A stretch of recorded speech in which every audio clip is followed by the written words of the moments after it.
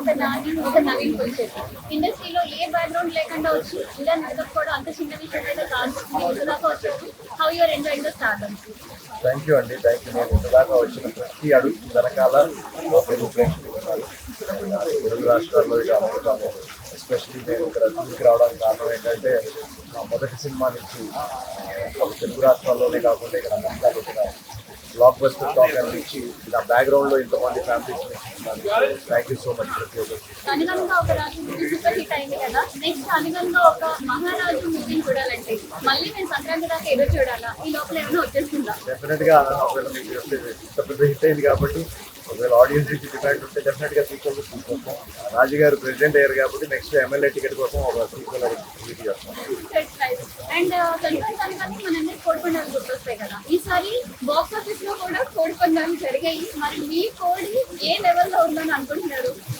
మాకు చాలా హ్యాపీ ఏంటంటే మీరు అన్నట్టు సంక్రాంతి అంటే చాలా కాంపిటీషన్ ఉంటుంది, పెద్ద పెద్ద సినిమాలు ఉంటాయి. సో ఈసారి నా మొదటి సంక్రాంతి రిలీజ్. సో మొదటిసారి నేను సంక్రాంతి రిలీజ్ చేస్తున్నాను. మా సినిమా ఇన్ని సినిమాల్లో వినపడుతుందా కనపడుతుందా ఒక చిన్న టెన్షన్ ఉంటుంది. బట్ మీరు చూస్తే కనుక ఎస్పెషల్లీ అమెరికాలో పర్ డే బుకింగ్స్ కావచ్చు, ఆప్షన్స్ కావచ్చు, అనగా రిలీజ్ అయిన రోజు నుంచి టాప్లో ఉంది box office. So phenomenal numbers.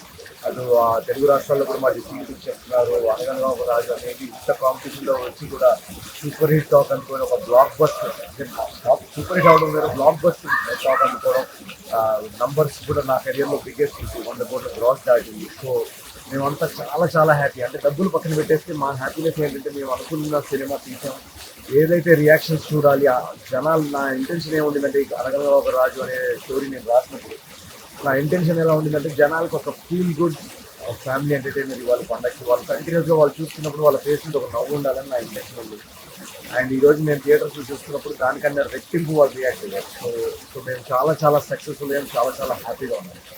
90s kids మూవీస్ని enjoy చేయడం చాలా కామన్, కానీ జెన్జీ కిడ్స్ కూడా మీ మూవీని ఎంజాయ్ చేస్తున్నారు. ఈరోజు నేను థియేటర్లో చూసాము, పిల్లలు రియాక్ట్ చేయడం సో గుడ్.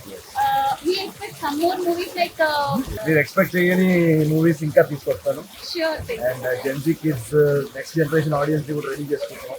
సో మీరందరూ ఇలా సపోర్ట్ చేస్తూ ఉండండి. చాలా చాలా చాలా మంచి సినిమాలు తీసుకొస్తాం టుగెదర్. నేను ఇందాక చెప్పినట్టు you will make great things happen in Telugu cinema. And last లో ఒక చిన్న మీ యాటిట్యూడ్ లైక్ ఇలా అంటారు కదా, ఒకసారి మా సుమన్ టీవీ ప్రేక్షకుల కోసం చేసి చూపించండి. నేను యాక్చువల్గా ఇలా అనేవాడిని బట్ ఇప్పుడు అనగనగా ఒక రాజు నుంచి రాజు గారి స్టైల్ ఇది.